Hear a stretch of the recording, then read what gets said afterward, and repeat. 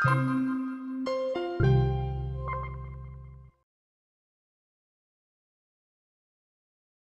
you're a landlord through a company, you get full tax relief on your mortgage interest, which is nice and simple.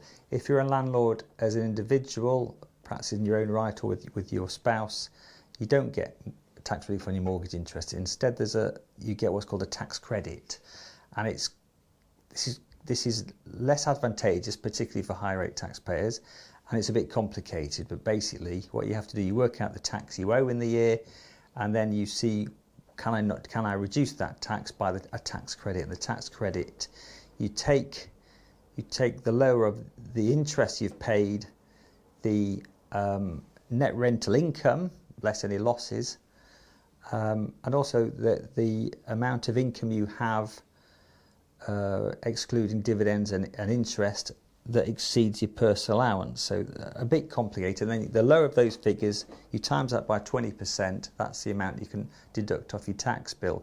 If it's higher than your tax bill, well, you just haven't used it. But if you haven't effectively used all the interest, if there was a lower figure than the interest used, the interest that you haven't calculated isn't covered by the tax credit, you can carry forward into the next year and possibly have a higher tax credit the next year. It's a bit complicated, but your accountant should be able to help.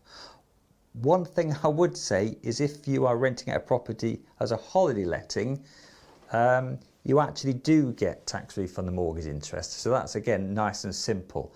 But the tricky bit is if you're a buy-to-let landlord, it's not as good as it used to be, and it's a bit complicated. And basically that's a story of what's happening to landlords over probably the past 10 years.